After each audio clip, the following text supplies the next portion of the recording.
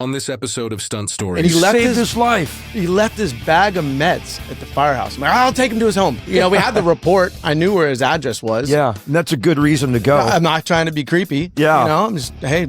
And I show up and he embraces me with open arms. Oh, you did? I did. Oh, yeah.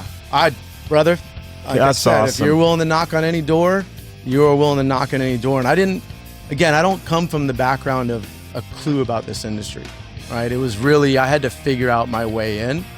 And I'm grateful for it. I think that that being on the other side of the world from LA, and you know, when I was pursuing it in the firehouse, you know, I was kind of a joke to the guys, and even my own brother used to give me a hard time and all that razzle dazzle that comes with, oh yeah, you're gonna be a stuntman, really?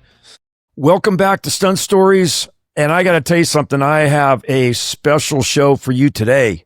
I have a gentleman sitting with me, flew in here in a wingsuit from Atlanta. Eric Salas, thank you, buddy, for making it here to Texas. Stoked to be here. I'm glad we're running with that story. We're going to go with well, we all know that you skydive. I thought you flew your plane, but then Skylar told me he saw you parachuting coming. Was it Eric we saw, or who did you saw? I thought it was Eric and flying around in a squirrel suit, but it was just an actual squirrel just flying around. Yeah, not today. Too flat a land here in Texas for that play. Well, listen, I'm really I'm stoked that you made it, and it's an honor to have you, buddy. Oh, thanks, man. Stoked to be here and sitting with you, man. It's an honor to be here, bro. I asked him to say that. Oh yeah. Boost that ego, right? Yeah. I was listening to your Greg. Is it Fitzpatrick? Am I saying that right? Yeah, Fitzpatrick. Interview. Yeah, it was so funny listening to you guys banter. You're like, hey, I'm gonna text you some stuff to throw at my way with my ego. Thanks, man. It was great. Yeah, and he never did. He never did. Not one compliment. I'm like, hey, say this about me, and I'd send it to him. Nothing. Hey, listen, I want to take this opportunity to brag about you, and let people know. It's like you're like. Well, I'm not going to say you're the best kept secret because a lot of people know you. You've been working in the industry for quite a while. So please, for those who don't know who you are and what you've done and what you've accomplished, and just kind of start from the beginning. And what got you into the stunt business? Tell me about some of the jobs that you've done and sure, roll with it. All right, man. Well, it all started, I was straight out of high school into the fire academy. So I was working as a firefighter, volunteered at 18, got hired on at 19. And about 23, 24 years old, I was working with a gentleman who was ex-Special Forces, and he had done the Band of Brothers series. And I had been taking college classes, but I wasn't really into it. I was more there to meet gals and, you know, figure out what I wanted to do. I'd been a fireman for 5 years already, and he told me about stunts, and he had done stunts on the Band of Brothers series.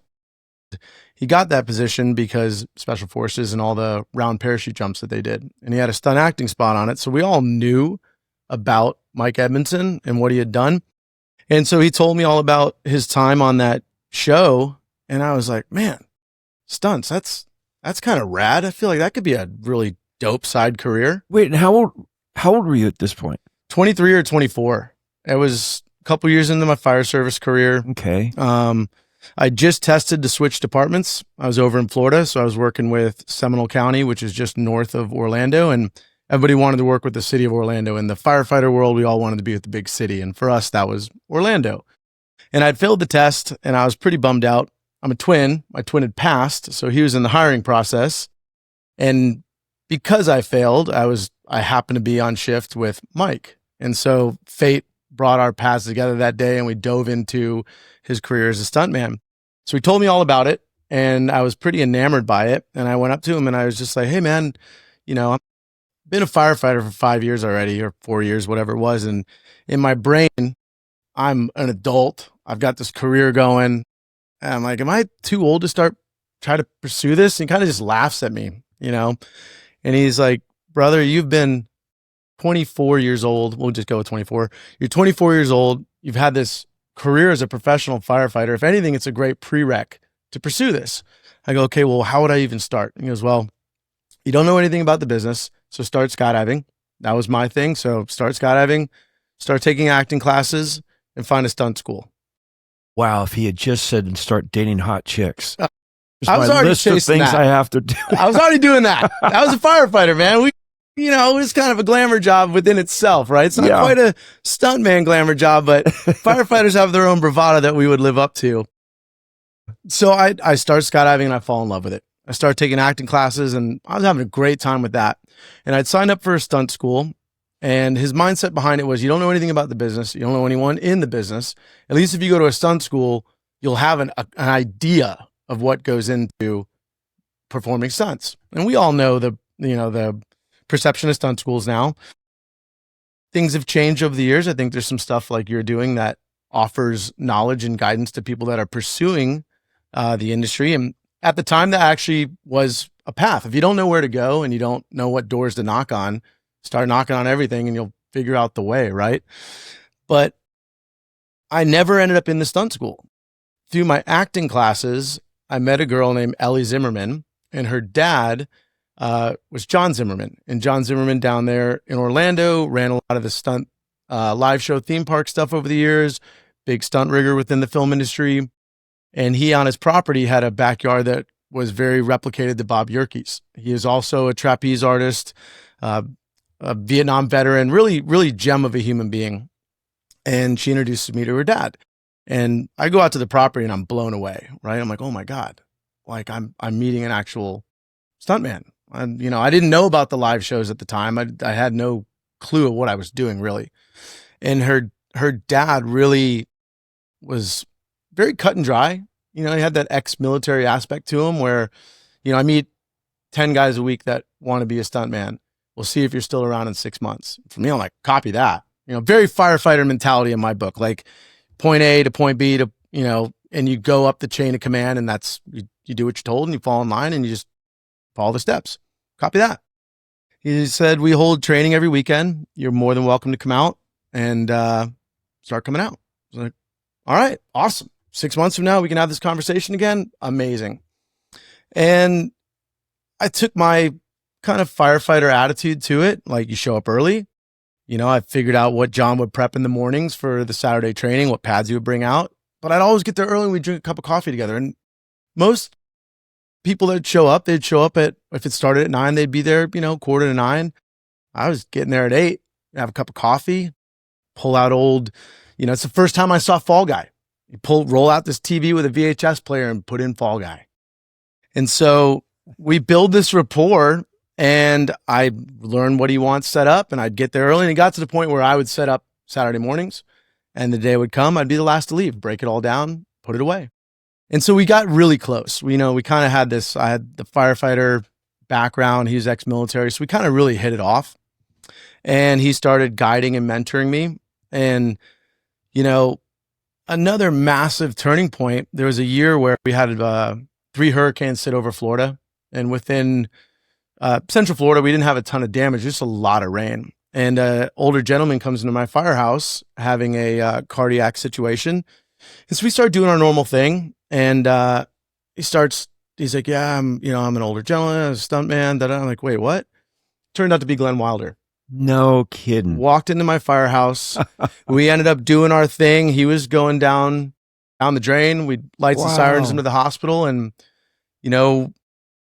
I don't know if we saved his life that day, but we definitely, Scott flew in very shortly after that. So when I met Scott Wilder for the first time. And wow. So there was kind of a chain of events that started to happen to me. And this is, I don't know how long into this already. It wasn't fast, right? But did you know at the time that he was one of the founders of Stunts Unlimited? When he came in, he told me before it really got serious what Stunts Unlimited was. And so after he left, I'm on Google, right? Or YouTube or whatever it was back then. They had a website, and I was just blown away. You're like, and I met the guy. And he left saved his life. He left his bag of meds at the firehouse. I'm like, I'll take him to his home. We had the report. I knew where his address was. Yeah. And that's a good reason to go. I'm not trying to be creepy. Yeah. I'm just, hey. And I show up and he embraces me with open arms. And you did? I did. Oh yeah. Brother, like that's I said, awesome. If you're willing to knock on any door, you're willing to knock on any door. And I don't come from the background of a clue about this industry, right? It was really, I had to figure out my way in, and I'm grateful for it. I think that that being on the other side of the world from LA and when I was pursuing it in the firehouse, I was kind of a joke to the guys, and even my own brother used to give me a hard time and all that razzle dazzle that comes with, oh yeah, you're going to be a stuntman, really, but Glenn was like another sign. John was a sign. These things were happening. And for me, anything like that was just fuel to my fire. And so I stayed. Those relationships just grew. I've got old videos somewhere of Glenn coming out and teaching us basic fight stuff. Really? Sharing stories. And I mean, John, same thing. I can remember finding a VHS tape of Scott Workman, Mike Massa, Churchman hitting air rams in John's backyard. No kidding. Years ago. Wow. And I was just like, I was getting to the point where I was researching these guys and I knew of them. And so a lot of really neat stuff kind of fell into play. And probably, and I'm just kind of fast forward, giving the cliff notes so I don't bore you too much. No, here. this is a fascinating story. It's a little different, me right? At all, man. This is awesome. A little different. And I'm kind of got a hippie soul, as regimented as I am and kind of straight laced as I am. I believe that we can connect the dots looking back, but looking forward, it's like, how am I going to do this? How am I going to do this? And, but all those signs would show themselves along the way. And I continued down the path, and fast forwarding, my lieutenant at the firehouse meets a gentleman at a gas station one day named Lex Gettings. If you know Lex Gettings, Steve Ritzy, they work together pretty closely. Who's Steve Ritzy? Yeah. So Lex and Steve are like yin and yang. And then there was Thurl, who was the third guy in their crew, but Lex and Steve are like yin and yang, man. And my lieutenant meets this guy. The guy, hey man, I like your truck. Bro, I like your truck, man. The rims are great. And they hit it off, and I got this young guy at my firehouse tell him to get a hold of me. I gives him my number. I call Lex. Well, Lex takes the time, talks to me, tell him about Glenn. What? And next thing you know, I'm talking to Lex Gettings now. Fast forward, John's doing a film out in New Orleans, and he's like, all right, it's time for you to start hustling. And this is when, right when New Orleans was starting to kick off. So I would get off shift from the firehouse, and if John was a movie in New Orleans, I'd drive the 9 hours, come out, hustle, shake hands, turn around and drive back. That was just what I would do, right? Wow. And for me, this is amazing. I'm getting on a movie set. I'm getting around the stuff.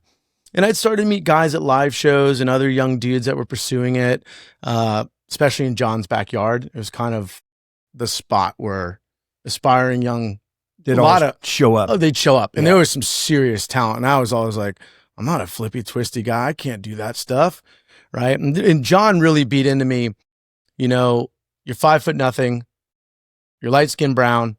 You need to learn to do everything. And with your background as a firefighter, like, I want to be a stuntman. And to me, it's like, I want to hit the ground. I want to do these things. I got to learn to rig and do water safety. And, I trust the process and I follow the mentor. You don't pick your mentor finds you. And if they're graceful enough to guide you, you take that knowledge. And so in hindsight, especially now, I couldn't feel more fortunate because it played so heavy into my career and continues to this day. And so I learned to rig. And because, the firehouse, we all train water rescue stuff. So water safety stuff, and kind of guided me to be a really all around stunt performer. I never gave up the skydiving. I stayed passionately pursuing it. And when I had met Scott Wilder, he was like, hey, look, there's a handful of guys in the industry that do the aerial jobs. You want to learn to fight, fall, and drive. It's in every film. He's like, the skydiving is going to be probably to the guys that's all they do. Yeah, and there's not that many shows that, they're skydiving. No, there's not a lot. And that'll play into some stuff we can dive into later, but I stayed skydiving because I was in love with it. It just kind of captured me. But I would go to New Orleans to hustle and, continuing to kind of fast pace all that. Eventually I get tafted by Steve Ritzy doing water safety. And I'm like, wow. And this was 2010. So it all started when I was 24. I'm now 28, right? And I quit the fire department 2 weeks later. packed up all my things, and I moved to New Orleans. And, you know, at the time, you know, now I've been a firefighter, rounded up to 10 years. I give myself that, you know, 18 to 28. You know, I'm quitting a career that you got a paycheck every 2 weeks. It's a beautiful thing. You know, I come from parents that were very, you know, get a good job, retirement one day. Are you sure you want to do this? Sure you want to leave this behind? And I said, had Alice not followed the rabbit down the hole, the story would have ended there, bored in the grass. I said, it's about to get exciting. Once Alice went down that rabbit hole, everything got wild. And I said, I got to see where this goes. I got to see what this can become if I stop now. Yeah. And to me, I'd realized I didn't want to just try to do it part-time. You know, I wanted to go all in. And it was a shock going from living in Florida to living in Louisiana, just a very different way of life.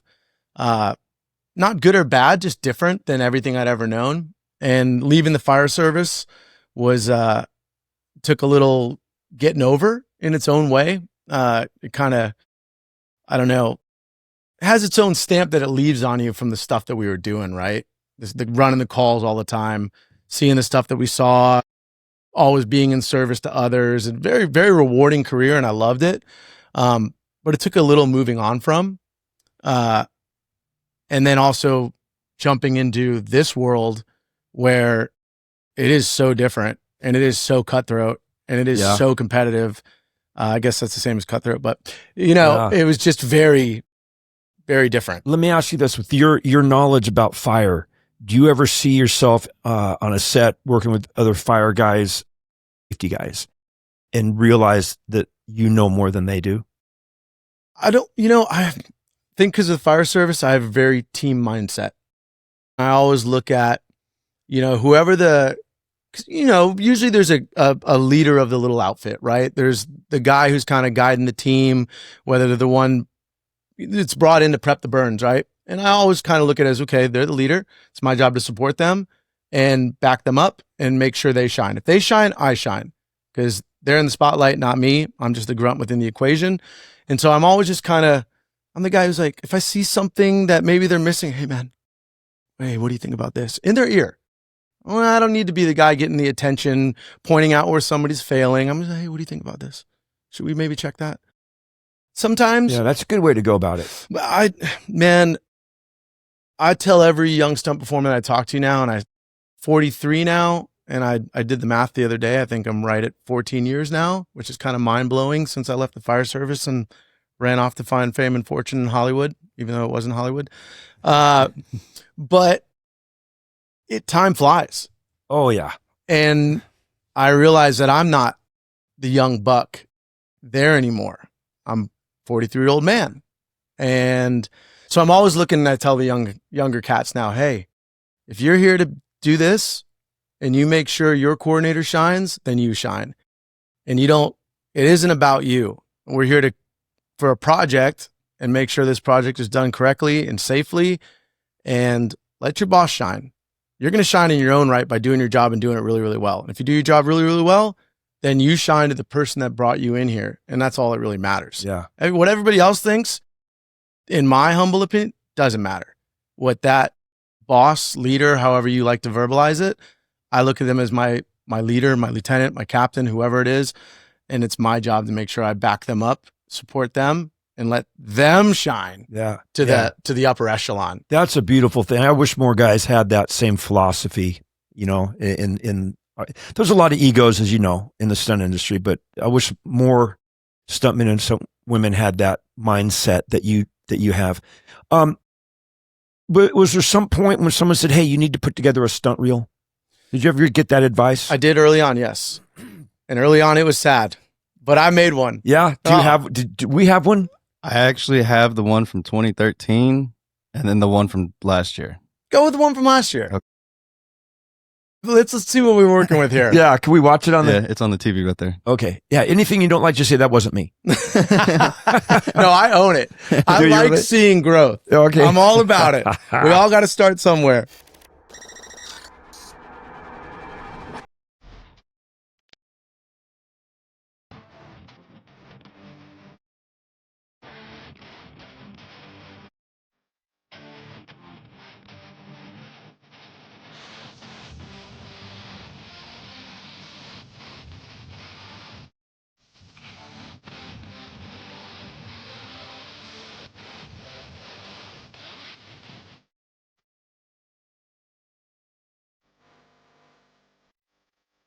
Which one was you? The one in black. Ah.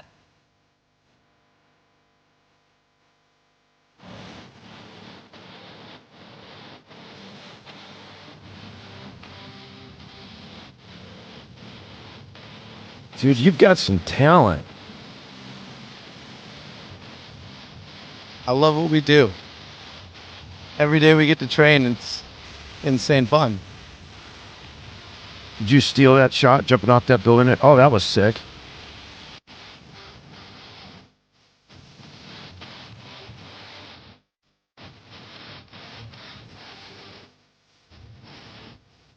Wow. I've seen some stunt reels in my day. That one, that blows them all away. That was We incredible. just watched a cinematic movie just now. Dang. Did you get all that footage like off Google and stuff? And or was that you? Some of it. Some Allegedly. Allegedly. I always go with allegedly. That's all me. Oh my Yeah. gosh, that was really impressive. I appreciate that. Very impressive. And hey, how much I saw in there of fire, skydiving. I'm like, I thought you were going to tell me that didn't pay off for you. Like, you know, I was still waiting to do a fire scene. You know, I'm like, no, or I'm still waiting to do some kind of a, you know, skydiving scene or fire on fire. It was all through it. I stayed with skydiving passionately. I loved it. It really, really stole my soul. And, probably I think fate is such a beautiful thing. And I had met Joey Box, I want to say it was 2012. He was in New Orleans doing Oblivion. And he got referred to me from Gianni Bassetti to skydive with while he was there. And we started jumping together every weekend. Out the gate, he says to me, "Hey, we're here to jump together. I don't have any work for you." Great. Let's have some good times, man. You're a passionate skydiver. Let's go. And we built a friendship. And I ended up working for him and Rob Alonzo. And I met Rob Mars. I met Mike Huggins, Chris Daniels. I meet all these just gem of people on that project. Regis Harrington was on it with me, and he's a really close friend. But so Joey and I skydive together. Well, fast forward the next year, I'm not really working, kind of freaked out, right? As we all go through. I'm always curious, does it ever go away? No. Okay, great. It's the only constant. Yeah, Jeff Haberstad told me that too. He's like, "Don't worry, that'll never go away." And Joey's in North Carolina working for James Young. I think he was James Young. But anyways, he says, "Come out. You're not working. Come meet the guys. At least you'll come hustle and meet some people." So I get in my car. I drive the 10 hours. Don't think twice about it. I meet up with Joey and get to meet all the guys. And he goes, "Hey, they're shooting Iron Man over in North Carolina. Let's go over there. They're having a big party this weekend and you can meet everyone." So great, let's go. Jump in the car, drive a couple hours. We get a hotel. And he goes, "Hey, I don't think you should come to the party." And I'm like, After driving 10 hours? 10 hours to see him in North Carolina, is it South Carolina? Maybe it was Georgia, somewhere. And then we drove 3 hours to, I think they were in Wilmington doing Iron Man 3. Okay. And I'm just kind of like, he goes, "Look, it's a party. Everybody knows each other. To show up and kind of be hustling, it's not really the best look." And I trust Joey. And I said, "You know what? No problem. We're going to the wind tunnel the next day." He goes, "We're going to go to the wind tunnel the next day. There's a whole skydiving unit here. I'll get some of the crew to come." I said, "Okay." So we go to the wind tunnel the next day, and Trevor Haberstad comes. And that's the first time I meet Trevor Haberstad. And he and I just bro out. We become just really close friends from it. And fast forward, we were just really close. And I end up meeting his dad. I'm like, "You were Johnny Utah on Point Break for the skydiving?" Yeah. That's an iconic film for us my skydivers. God. Yeah. Let alone when there's the stunt action in it in general, right? Yeah. Noon and Scott Wilder and all the stuff and Glenn and what they did in that movie. It's so iconic. And, I'm probably, you're older than I am. To me, that era of movies is just phenomenal. Yeah. Practical action, awesome, performances, just really neat stuff. And that was a huge pivot in my career. And while that went on at Iron Man, I go back to New Orleans, and then there's a base jumping event in West Virginia that goes on every year. So I'm not working, so I go to the base jumping event, and a couple of the Red Bull team are there. And I just march right up to them at the after party and say, hey, you guys overdoing Ironman? And they're all like, how do you know that? And I go, oh, I just met Trevor Haberstad the other day and flew in the wind tunnel with him. I'm a stunt guy. And all those guys that I met that day, I'm still friends with today. I've worked with all of them in aerial jobs, but I meet Travis Finagi, who is a world champion skydiver, full-time stuntman now. And Ironman was a big pivot point for him. Tim Rigby really guided his career, him and his ex-partner, Hannah Betts. I love Tim Rigby. Oh man, that it's a full circle to Tim coming into my life. And now he's a guy that every time I'm in LA, I make time to have coffee with. Oh, it's just such a classy guy. I mean, classy. But Travis gives me his contact and we stay in touch. And he's the one who really guided my training with skydiving and took me to the next level as a skydiver. And I mean, this guy is just incredible flyer. Talking about his aerial side of things. I mean, obviously world champion skydiver, kind of speaks for itself. And he got me around aerial jobs. I knew about the hustle. So when stuff was happening, I would, you guys are shooting an aerial job, I'd fly to California, come hang out with the aerial team. And along the way, I meet Jake Lombard and Jeff Haberstad, and the world was bringing these people to me, and the growth with Trevor and I in our friendship. And it's just now, I think, last year for Thunderbolts, I was originally the aerial coordinator for Heidi Moneymaker for the base jumping sequence. I ended up passing that off to my co-coordinator, which was John DeVore, who's head of the Red Bull Air Force. So he became the aerial coordinator. I became the co-coordinator so that I could stay behind and do her big driving sequence in Cannon a car. No, really? Yeah. I got my second go at a Cannon. That's awesome. Which was my redemption Cannon. So yeah, as you saw on the reel, I've done quite a few major aerial jobs now, and it continues to grow for me. And it's a big part of my life. When I'm not on a job, I think what we do is such a gift. I think we have these lifestyles that people would love to get to live what we get to live. And so I can't speak for everyone. It's my job to take advantage of every day that I have, train something. What we do is amazing. So we're going to go drifting today. We're going to go train at the skid pad and slide cars. We're going to go skydiving.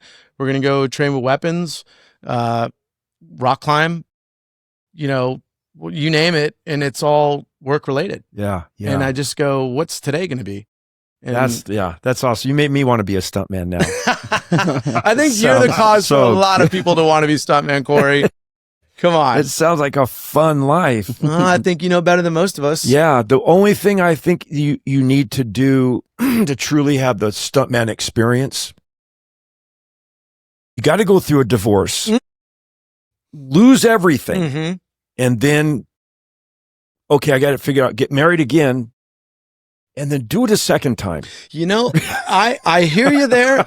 One of my consistent jokes is I'm a single working stuntman with no overhead, meaning I have no ex-wives and no kids. How do you do it? How did you do it? Being an 18-year-old firefighter in a firehouse. Kept it in his pants, Corey. Hey, look, Dave's here.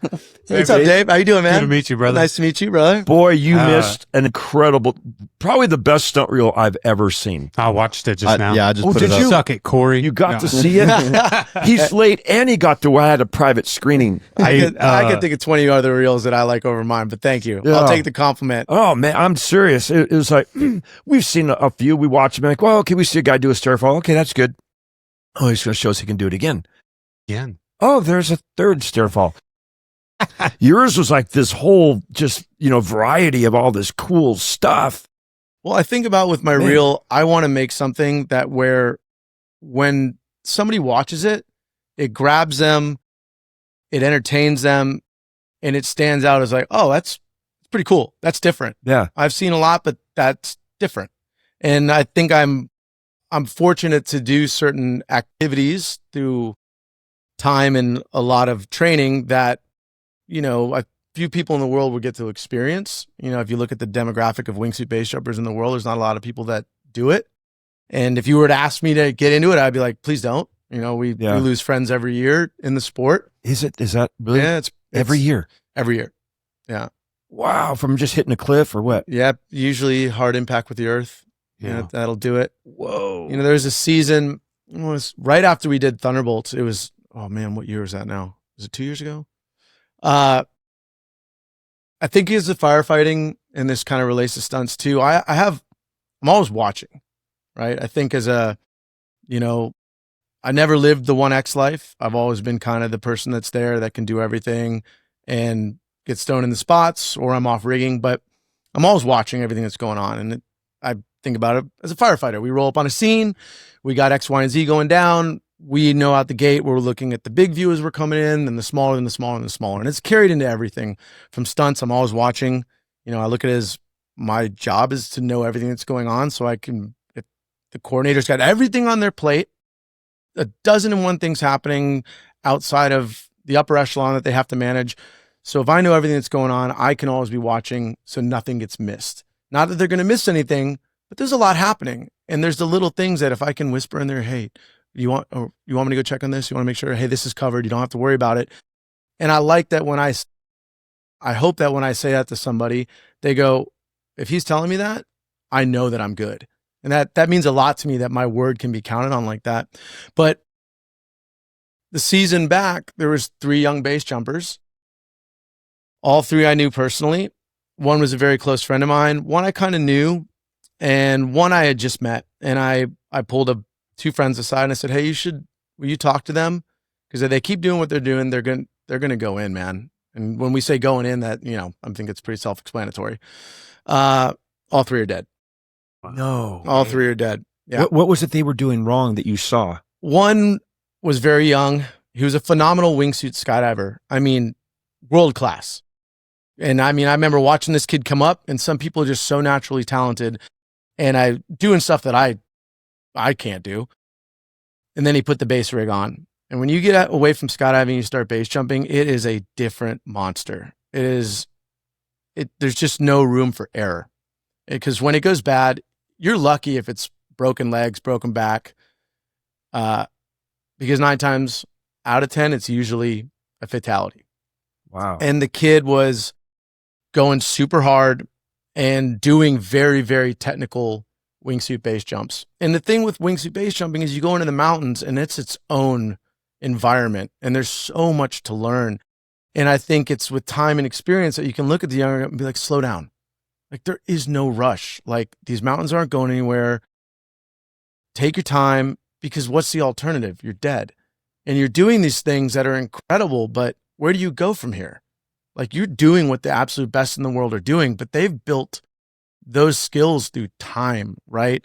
And, Tim Rigby was on the forefront of the sport, right? And you see the progression and the technology change, and the technology change has led to being able to do things real quick that you can get away with until you don't. And so the young dude pushing. And then one day he bit off more than he could chew and tried to do a jump that was so technical, and he just couldn't clear a ridge. And then I think number 2 was my close friend, who was an Italian gentleman. I met him when we were doing Extraction 2. When we'd have weekends, I'd jump a flight from Czech Republic over to Switzerland, because there's a valley there that you could take gondolas up, that during the winter, you could get to the exit point because the snow wasn't a factor. So you could hike to these jumps, and they're not big jumps, but they're great training jumps. And I met a young Italian kid there who was training, and nobody else is in the valley because it's winter. They live there year round. They don't really mind not jumping that time of year. But you see some people, but so he and I become buddies. And we'd meet up every weekend, or every weekend that I could get away from the film without putting, my bosses in a situation where I might not be back in time, right? Obviously, that's my priority. And fast forward, he's progressed a lot. It's in his backyard. He's doing it every day. And, we had a saying in the firehouse, and I'm sure you're no stranger to this: complacency kills. And I think in the sport of wingsuit base jumping, when you do it all the time, you can get complacent if you're not careful, and you start taking unnecessary risks, and those risks compound.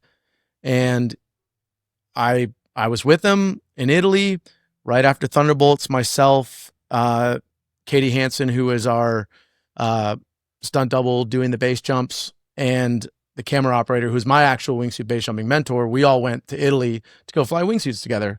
The movie was done for us, and we were already on the other side of the world.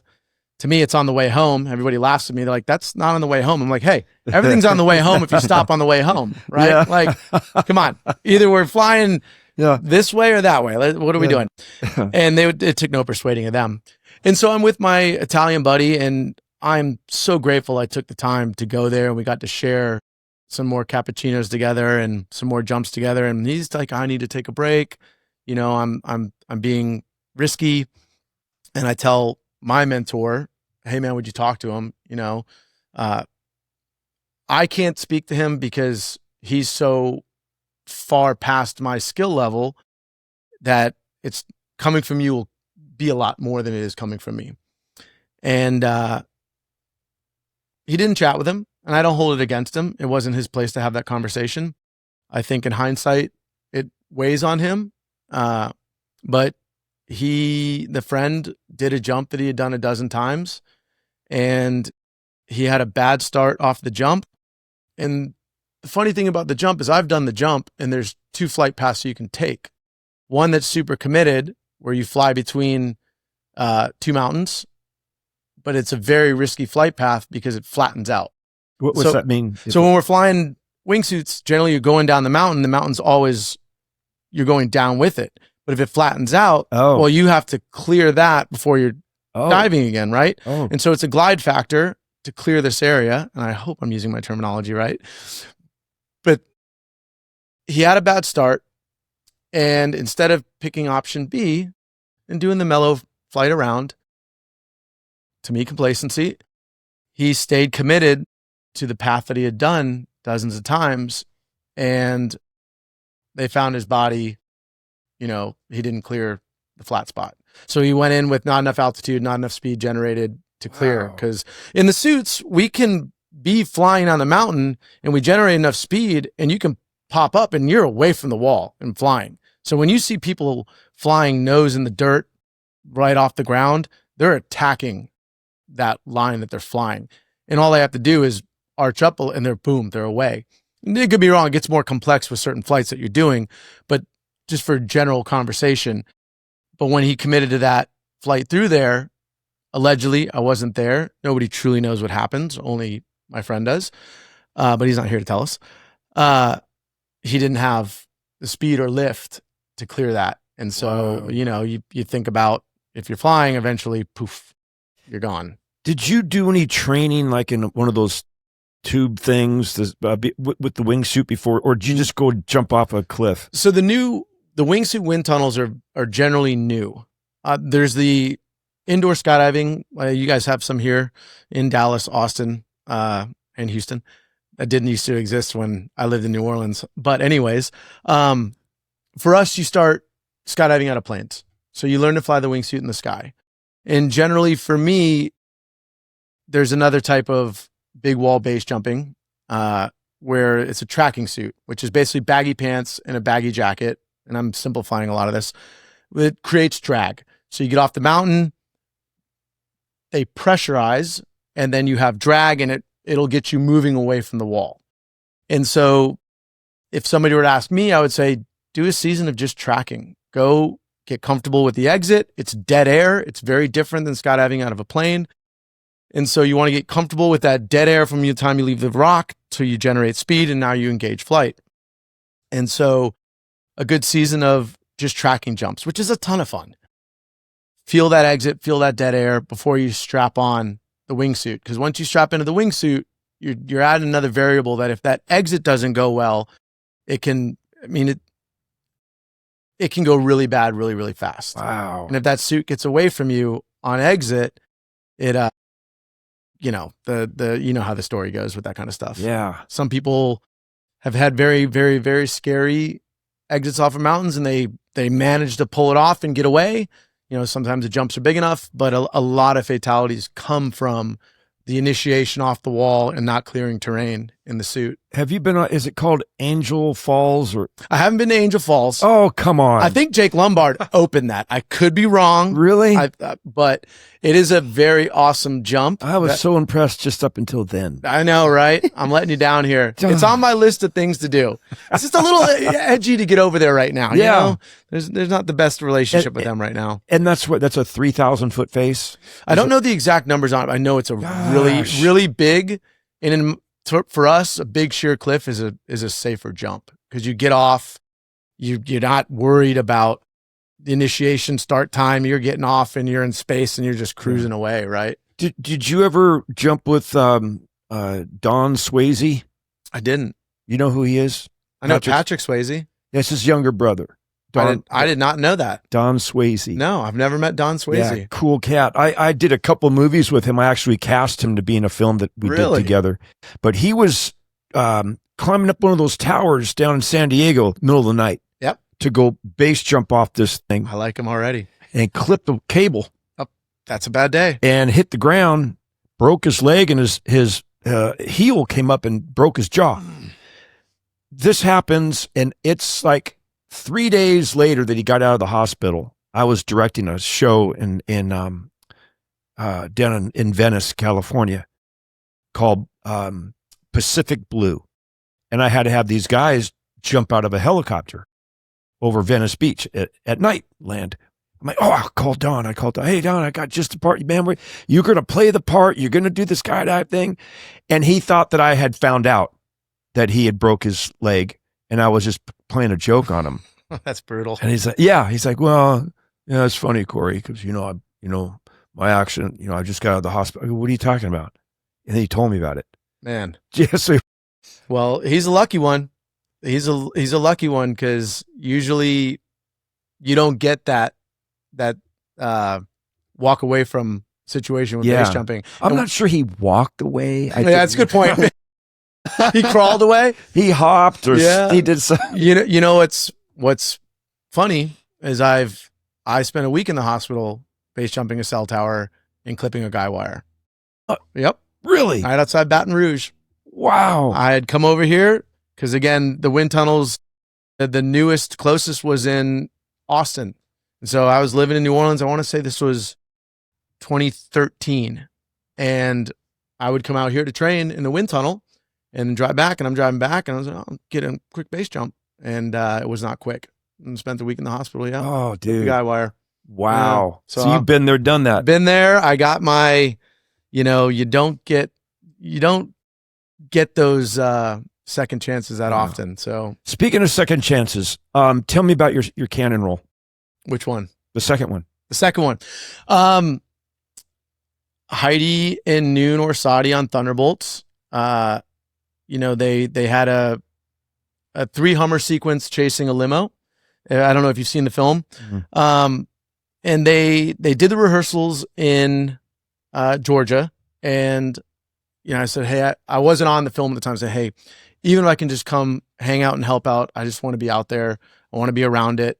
I had gotten pretty consumed trying to pursue the car side of stunts. And to circle back what we said earlier, I managed to break into aerial side. And in my mind, I'm like, there's way less jobs in the skydiving world. If I work hard enough and I train hard enough, I feel like I could break into the car world. And they both knew me. They both knew how much and how hard I was working. And like, we'll put you in one of the Hummers for rehearsals. I was like, oh, that's awesome. So I got to do the rehearsals with them and it went great. It was myself, Richie Burden, Noon Orsatti.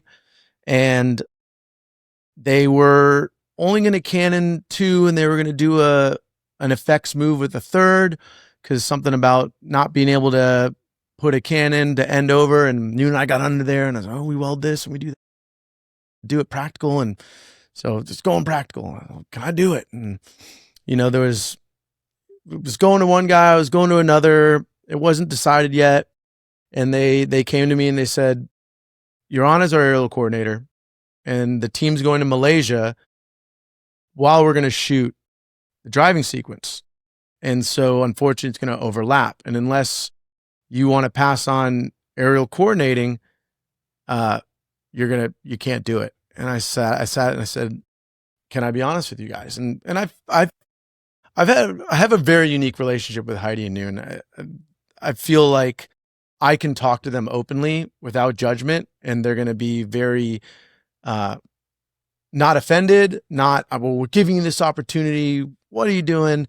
And it was, on our end, we think you should go coordinate. It's a huge credit. And I was upfront with them and said, I don't want to be a coordinator. I said, I want to drive. Like, I want to drive. I want to crash cars. I said, and I said, if I can't go to Malaysia, I can't go to Malaysia. I really want to do your driving sequence. They said, well, you still go to Malaysia.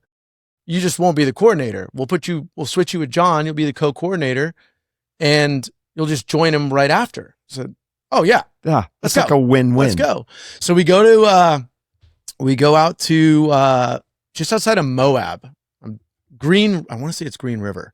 It was a really cool little town. Moab, Utah. Yeah, 45 minutes outside of Moab is where we were. And we were there for 3 weeks. And Richie wasn't available anymore. And Shane Haberstad had been on the rigging team. And Shane's a stud. I mean, the Haberstads, it's in their blood. They're the coolest, calmest. I always say Trevor, God rest his soul, those kids from day one have been prepared. They're always cool. They're always calm. They never get worked up. They're always troubleshooting. And when Shane, they're like, gave it to Shane. And I was like, I'm getting to do a turnover with one of my closest bros. Shane and I became very, very close after Trevor passed. And Noon Orsatti. Like, this is really special. And Oakley was out there. He was cannoning the limo. And Ely Barta came out and he did a rollover. And Jeff Haberstad came out as a utility to help with the riggers. And Travis Finaghi, the aerial mentor, who has become a phenomenal driver, he's out there. And I'm just out there with some amazing people. And there's a lot of other incredible people out there with us. But to stay on the story, I'm not going to keep diving down names. So we do, 3 weeks of driving. And what is it that you're driving? We're in military Hummers. Okay. Military Hummers. And so Noon does his rollover first, or Oakley goes first in the limo, and then Noon does his. Now, are those cannons or those pipes? What are they? They're on the flipper arms. Oh, okay. Yeah. So 2 flippers and an actual cannon in mine. And so we're doing the typical Hummer, we're chasing him down the road, and Bucky comes in on a motorcycle, Joe Dryden doing the magic that he does on a motorcycle, and he comes through and he's taking us all out, right? He must be the hero. Oh, he was Bucky. Yeah. He was Bucky. I have the video. Oh, do you? Yeah, that's right there. If y'all want to watch it. I mean, sorry, I didn't mean to interrupt you, but You want to see it? Yeah, let's watch it All real right. quick. Then we'll come back.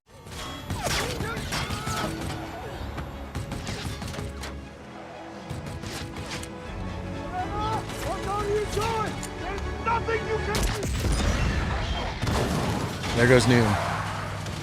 Whoop. And the director really wanted something different out of all of them. Which one are you in? I'm the last one to go. So Shane's about to go. And his, to me, is the best. Oh, God, it's so good.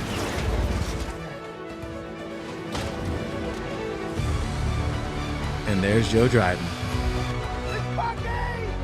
that's Bucky. And this whole cast was awesome to work with. They were such a group of sweet people. I bet did you meet David Harbour? Yeah, Oh, I bet he was cool. he was really cool, man. Sebastian Stan, you meet him? Yeah. That's what's up. Yeah, man. So this for me was the most intense right here. When we did Bucky on the process trailer and me having to drive that tight for him to do all this.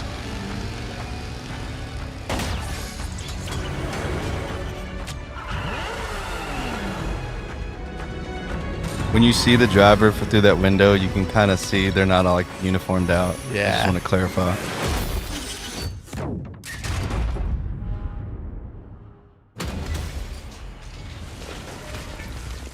So I was the last one to go. Sweet. And it was, for the team, it was a win. That's awesome. In typical man. car work, we had some stuff not go so great, Yeah. and Heidi and her grace was just phenomenal about it. Yeah, how about this one? This one was awesome. Oh, that's Oakley's? Yeah. That's crazy. Sweet. It was a good time. That's good stuff, man. And we ended on a win. I think that was our last shot out there. That Wow. my Canon. And yeah, it was my first Canon. I was early on the button, and I was pretty devastated by that. You're not the first. I've seen a lot people. I think that's why I told you I never put a button in my hand. Yeah. I always use a foot switch. I wish I could say that was the problem. It was on the dash. Yeah. And I own it, right? I own my mistakes. I learned a ton from it, and it impacts my career to this day. You carry these things with you, and unfortunately you leave impressions on people. And, if I'm ever given the opportunity to show, hopefully the hard work and what it did to me and how hard focused it created. And, it split friendships and, Oh, wow. but it was in all the ways that, we didn't see eye to eye on certain things. And You mean in the prep of it? yeah. And okay. you fast forward, and the person that we butted heads with I have so much respect for him as a driver. I really do. And I understand where he stood with his opinion at the time. And he's probably one of the top people that I recommend now. And when I'm asked my opinion about drivers, because I think he's phenomenal, and I think we were all growing through that. And, yeah, and I won't dive into the details of it, but yeah, I think it was not the experience that I wanted, but I think it made me see my weaknesses and where I needed to really focus. Yeah. And man, when I say I went nuts with it, I ended up buying a house and land and getting a shop and a lift, and I think I've got like 6 or 7 cars now that I train with, and it was all consuming for the last several years. I think this is the first 25 is the first year where I kind of chilled a little since 2021, 22 was when we finished that project. Getting to do that Canon for Heidi and Noon.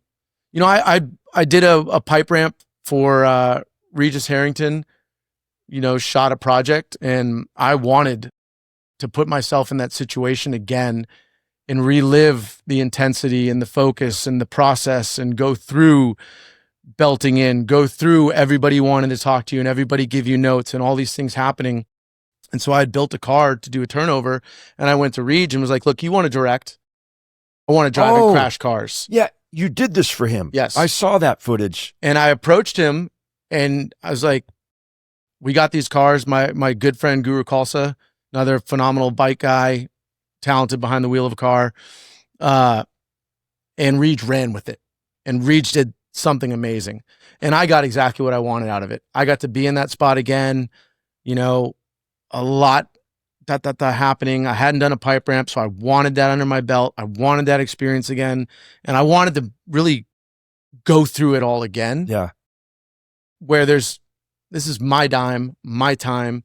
Obviously, I want to crush it. Yeah. Right. Yeah. And I don't want another, and unfortunately in my world, a lost. And it was amazing.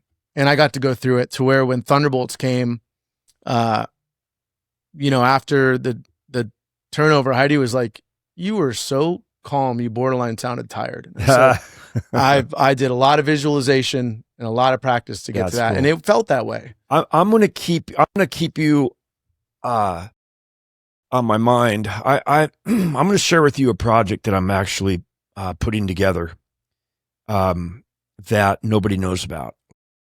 And it's a Guinness Book of World Records. Let's go. And it's called A Quarter Mile of Destruction. Come on.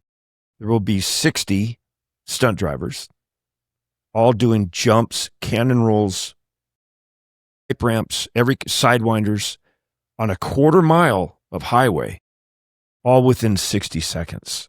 Say it's when. going to be a 4-part documentary series. I love it. And so how it will work is we'll have 6 stunt coordinators because there'll be 6 sections. Awesome. So, a quarter mile is 1,320 feet. So it'd be 220. So let's say you are on the third team and Noon Orsati's your stunt coordinator. Well, you guys got to strategically place your jump ramps, your pipe ramps, where are you going to do your cannons? You make it as spectacular as you can on your piece of real estate with those cars, those 10 cars, because there's 10, there's 6 sections for the 60 cars. But you got to be working with the guys behind you and in front of you because they got to weave through your mess. Mm-hmm.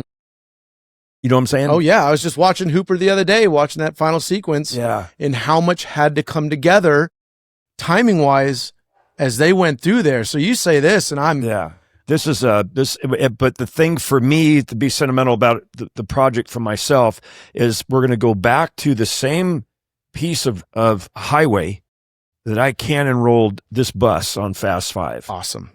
And just because it brought me good luck, that location. And I thought, let's just go there. Let's go and do it right there at that same spot. So I'm going to start gathering. You're on my list. I'm just telling you right now. I'd be honored. I got to start gathering these 60 people, men and women, that want to be a part of this. Everyone's going to get paid, going to be a healthy paycheck. And I've already got a production company that's interested in doing this with me. And right now it's in that stage of trying to find a few more sponsors to fund the thing. But it's one take because you're talking about pressure. You're talking about, I love it. And there's some people that I don't know if they could really fathom how much pressure we're under sometimes when you got one shot at it. And there's been hundreds of thousands of dollars, sometimes millions spent to do this one take, one shot, and you can't rehearse it, So I need those that have been there, done it. I mean, you and I both know there's some spots we could put some people in. It might be their first time doing a thing, but it's kind of paying homage to, it's like the grand finale of vehicular stunts because so many of them now are being replaced by CGI and AI. And this all be like, these are all real cars, real people, right? And then mixed amongst all of these picture vehicles, we're going to jump a General Lee. We're going to jump the Fall Guy truck. We're going to jump the Knight Rider car, the A-Team van, the Starsky and Hutch car. Dude. We're going to, all of these, the Bumblebee, all these vehicles that have never been on screen together. Yeah. But also it pulls in the millions of car fans from all over the world. And we're actually going to have a voting system because we need 6 cars, but I've got 8 picked out. So we're going to have everyone have a website to go to and vote which out of these 8 cars they want to have be in there. And then, so it's going to be everyone who's going to do it. If we pull this off and it's all successful, it'll be a Guinness Book of World Record. And we all love what we do and we love getting paid to do what we do. It's really special when you have the people who just love what we do, where they're going to come together to get creative, do something that hasn't been done, and go for it. Because it is, I mean, it's a big undertaking. Like having helped with some passion projects, especially coming up and doing a lot of guerrilla filmmaking and seeing what goes into something like that, especially understanding all this has to be a very organized symphony, if you will. Yeah, that's a perfect right? word. Like, yes. It's really neat. I would love to be involved and I would love to help in any capacity that I could because that's something special. Yeah, it really is. It's going to be incredible. Yeah, it's a lot of work just to get up to that.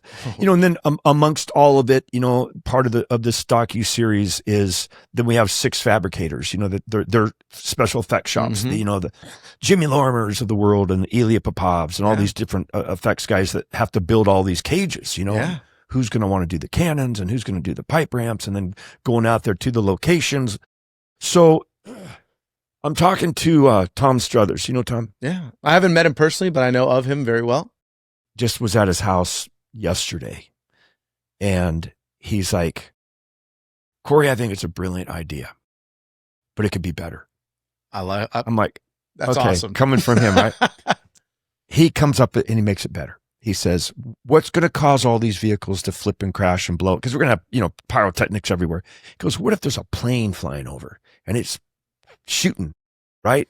He goes, that's what's causing all, we're shooting, that's what's causing the cannons and the cars. You go, and then I bank that plane and I turn it around and I come back the other direction and I crash it through a semi-truck trailer. That's what he wants. That's on his bucket list. Madman. Of everything he wants to do. And I was like, perfect. Isn't it funny how everybody has that gag that they want to do? Yes. Some of us will be like, dude, that's wild. But to them, it's like, yeah, no, this is how you do it. This is how you do it safely. He already has it all figured out. Yeah. Yeah. I mean, so I'm not surprised. And that was a conversation that we had yesterday. So that's been added to the quarter mile of destruction. Well, as it takes shape, I would love to be involved all the way if I can. Because the knowledge. You're on the list. Take away just the fact of getting to do something really, really cool. But the knowledge and understanding of what that takes to create that sequence, to be around that, to be as involved as possible, like I would eat it up. Oh, I warn you. You bring me on, I'm going to be bothering you. What do you got going now? Yeah. What are the conversations? Yeah. How can I be out there? What are you guys doing? All right, I'll jump a flight over. I'm gonna get in my wingsuit and fly over. Oh gosh, that's cool. He jumps out of the plane while it's shooting, and then he's squirrel suits in. Yeah. Don't pull me out of the car. He's Man. the Don't one pull me going out of the through car. the trailer, yeah. There's some young stunt guy that's at the skydiving level that'll want that spot. Yeah. So what is that vehicular stunt? Think about it. Here's a 220 feet. What would be out of all the car stunt? You get to pick what you want to do. What would you want to do? Would it be another cannon? Would it be a pipe? Would it? And paint me the scenario. What would you create? I would tell you to put me in the spot where you have to really rely on me, and I'll take that spot. I would be the least pain in your butt out there and go, everybody, you got the people. I wanted this. I want that. You tell me where you need me. Where can I be best of service to you? And I'll take that spot. Because I'm going to crash something. I'm going to turn something over. You throw me in which one you want. Jump a car. All right. Do a sidewinder. Okay. Pipe ramp. Let's go. Cannon. Sweet. Yeah. I'm not complaining. You have a preference of a vehicle? Again, it's not my vision. No, because we're going to have all these cars. I just want to, what would you want to jump into? Do you want to drive Bumblebee, the Fall Guy truck? I mean, yeah, like I'd want to be in General Lee. Yeah, man. When I wish I did. I wish I was that guy. I like kind of showing up and being like, "That's the one." Okay. Yeah. Like I got a '63 Impala lowrider. If you want to throw one of those in there, I'd feel bad destroying it, but I'd be all right with it. Oh, something unique. Yeah, that's what I'd say. Something unique. As long as Picture Cars knows it's going to run. And I'm not going to be going, I'm dead in the water. Yeah. No, you're not. It's your fault. No, the car. I don't want that to be that guy. I don't want to be that one. Now, out of 60 cars, number 55 wasn't running. Yeah. I don't want to be that guy. No. That would suck. That would suck. That would be a lot to explain. You're telling me that out of 60 cars, one of you. No, because that happens. I was doing a cannon for Chad Dashnaw on Walker, Texas Ranger, the new one. Oh, cool. And at number one, all, aired up, ready to go. And my truck just sputters and dies. Great. Oh, that's why. And from that point on, I'm like, that's it. I've been kind of lazy, not insisting on having a ball valve that you could really dump the tank. Mm-hmm. I'm making a must now. I've been even talking to the studio, have the safety guys on, they're hired to make sure everything's safe and whatnot. And I say, hey, let's have a conversation. And I think,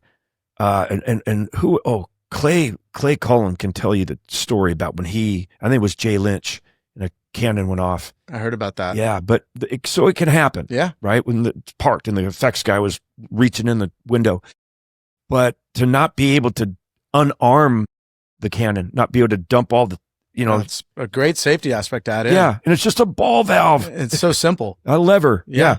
So, yeah, but we didn't have that. And so I'm like, oh, shit. Okay. Hey, got on the walkie. Yeah. Car won't start.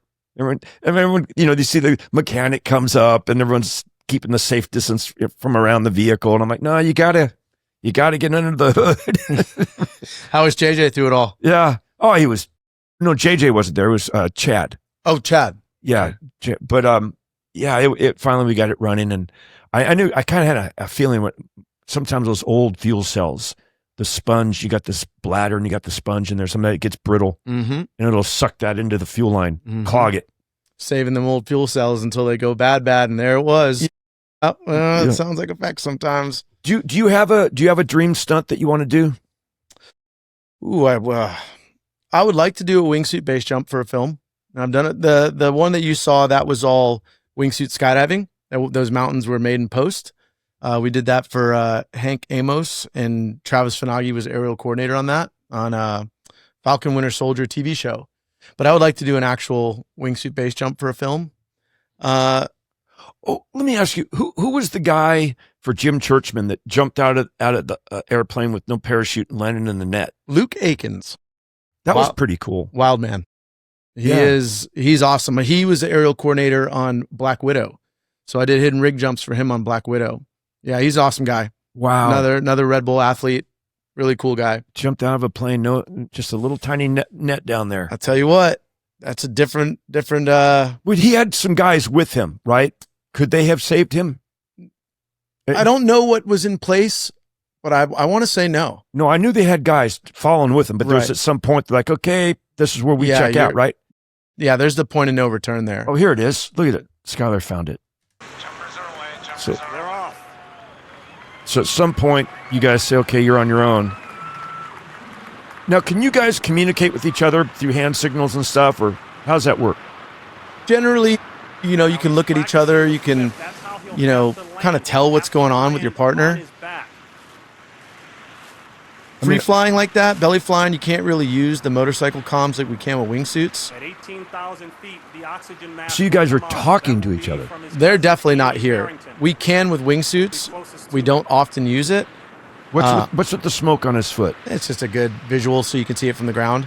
Oh, okay. Yeah. At what point do they have to bail out? Like, I don't know what their decision altitude was there. Where would you bail out? I mean, depends on legality issues and what parachute I'm jumping. There goes the oxygen mask. Now at 12,000 feet, he'll hear a beep in his helmet. That will tell him he's. Did they have to go that high for the jump, or is it just for the dramatics to milk it? I can't tell you I can tell you that going lower in my brain would make more sense, but 13,000 gives you more margin for hitting your spot. But I mean, again, I don't know too much about this. Obviously, I've watched it. But what they did was nothing short of amazing. I remember stopping by Churchman's backyard when they were doing sandbag drops. They're at 6,000 feet. 7,000 feet? Still got some time to go. So what speed are you falling right now? I'm going to say they're doing 120, belly to earth. Okay, so he bailed out. That guy. Yeah, right around And he's bailing out. 4, Okay, so getting up on it's 3. over, like, you're on your own, buddy. Yeah. Luke is on his own. And I know he didn't have a rig, so there's. How do you, are you steering yourself trying to? You can fly your body. It looks like I can't tell with his body position right now, but you use your arms and legs to move around.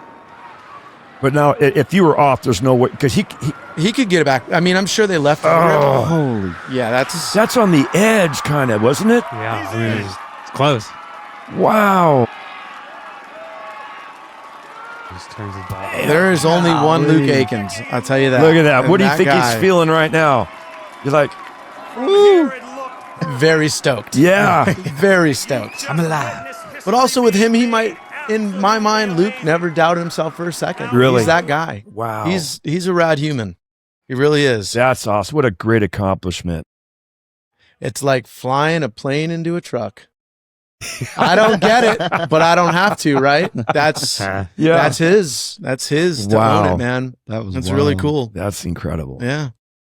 Well, listen, brother, I got to tell you, it's been a real treat having you on Stunt Stories. You're a great storyteller. Oh, thank you. There's been a few we've had. I'm not going to mention their names. That Frank. I'm like just trying to pull it out of them, like just tell me something interesting. And sometimes I have to get told to shut the hell up sometimes. Really? So, yeah. No, dude, you're a great storyteller. You're in everything, the way sometimes people tell stories and you're like, wait a minute, what are you? Because like I do this sometimes. I'll take a ricochet and start telling you a story over here, and then shit, I'll come back to that in a minute and I'll start a new story. And then if I can remember, I'll come back to that one. And so, I was going somewhere with that. I got lost. My bad. Yeah. Where were we? Had a great ending to it too, but I can't remember what the story We'll was. just have to save that one for next time. Yeah. Yeah. I know that game. I've done one previous podcast and I found myself on a few rants and I'm like, how did I get there? Where's I going with that? Oops. Yeah. Oh, well, I know here it was we are. really important. I forget what it was that I have a question. Do y'all work together on films? we try not to. I actually All the got to stuff he safety does- him recently. All the stuff he does is high and dangerous and stuff. That's right. You know what he did? This might, you'll register with this. I don't let people even touch my equipment. And who did I let? You let me set it up. I had to turn a bus over on its side and he put my belts in for me and everything. Got to be 100% ready. There's maybe one or two other people I would trust with my gear, but setting my shit up. Not that was a big deal or nothing, but still, Never is until it is. Ain't that the truth? You know? And what was that movie we just did? What was that? And that was in Atlanta. yeah, it was a Noon or Saudi project. I can't remember the name of it. With Will Ferrell Yeah. and Zac Efron. And That's a nice kid right there. I say kid. yeah, he is He's a nice one of the first dudes young man. I met him when I got tafted. I was doing water safety for him. Oh, and no I kidding. remember, I was 20-year-old firefighter, kind of, look at this actor. The dude walks over, introduces himself to me, and says, "Oh, I hear you're my water safety today. I really appreciate you being out here." I'm like, I am a prick. Yeah. And it has always stayed with me. He is such a nice guy. But nice. yeah, safety and you on that, man, it was really, How come it was can't- cool. We can't remember the name of it. That's all right. The movie will come out. Yeah. We'll watch it. We'll remember then, and we'll be like, aha! Yeah. There it that's the is. name We of it. should have said it on the Stunt Stories, but Yeah. that's all right. Next time. That was like the game plan or whatever. Is that the one with Mark Wahlberg? No, Uh, no, that was in France. I know, but I'm saying like how you were like talking about working on a movie, and then we watched the preview, and you're like, "Hey, wait, You were like, I was in this. yeah." You're like, "I worked on that movie." How many of those do you have? Of what? Oh, wait a minute. I did work on that. Well, the one came out just recently with Leonardo DiCaprio and Sean Penn.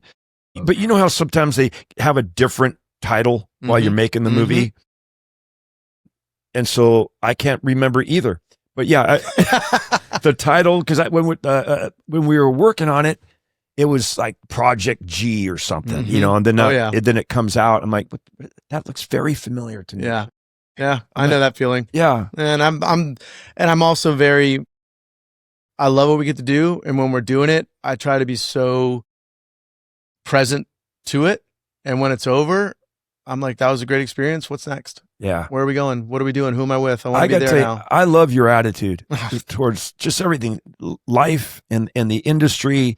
And I really, a lot of respect for you because, my brother was a fireman Oh, awesome. and I did the movie Backdraft, which, You know how many times we watched that in the firehouse? did you really? Oh, we quote it. My twin brother and I still quote it. really? He was also a firefighter. It's iconic, man. Like we watch a Backdraft tonight. Yeah. We call it our good luck we feel horrible for the people who have a house on fire, but it was our good luck charm we love doing the job, right? It was our good luck charm. Like, we'll watch Backdraft tonight and we'll get one. Really? Didn't ever work out, but Yeah, that was a fun film. And I don't like fire. I doubled Robert De Niro on that, did a little ratchet off of the house blows up. And then, I know the scene. do you really? Yeah. Yeah. And then I did a fight with Kurt Russell Awesome.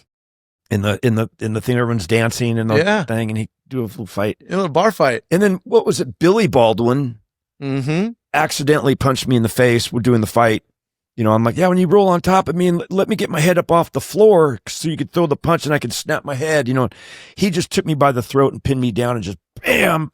Well, it goes hand in hand with his character because from a firefighter standpoint, he did everything wrong. As a rookie, he was a total cocky prick. The brother was badass and always trying to guide him, and he couldn't do anything right. Yeah. And he was a whiny rookie that you're all like, yeah, no wonder he rides you. You're a dipshit. Yeah. So it goes hand in hand that he actually hit you. He was in it. But what was funny about it, when after he hit me, and Ron Howard saw it, "Oh, are you okay, Corey?" I'm like, "Yeah." And then he's like, "Corey," and then Billy's, "I'm so sorry." I go, "It's all right, dude, but I'm sorry. I got to hit you back." He goes, "What?" I go, "Well, it's a stuntman thing. You hit me in front of the stunt guys.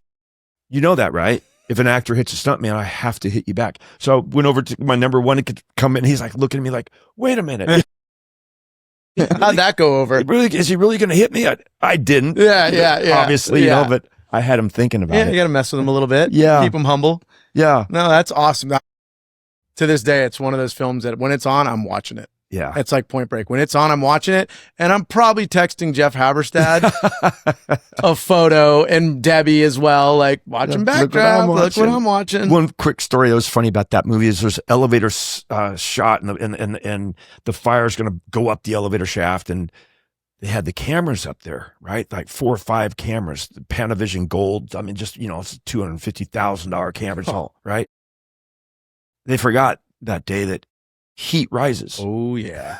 Oh, I know what you're telling me now. Melted the cameras. I believe it. I believe it. Melted like candles. Just Bye. like, Did they get the shot? no. Oh, no. That's unfortunate. Film. Melted everything. It's unfortunate. Yeah. Sometimes sacrifices have to be made for the shot, but when you don't get the shot, Do you know they got that shot with the fire is just kind of rolling across the floor like it was lava? how'd they do it? Upside down. Really? It's a dope shot. Had the whole set upside down. The people too? No. No. But that's a good question. So I was just wondering. That was a good question, but the answer's no. But you guys made we all at 18 in the fire academy thought that that's what firefighting was going to be. Now it might be like that for the boys and girls up there in New York and Chicago where they're living it every day fighting fire. But in Florida, it wasn't that. But Yeah. that was. And Do you know how we got the fire truck to flip over? what'd you do? I didn't do it. Weight transfer? Yes. Water? No. Lead weights Oh, like your bus. on yeah. But no, because the bus, those were stationary. Remember? Mhm.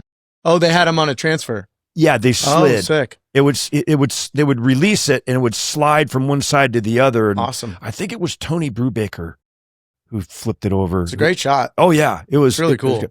good. We had to do that thing in Atlanta. I wasn't crazy about wanting to do that weight thing. It was experimental. Mm-hmm.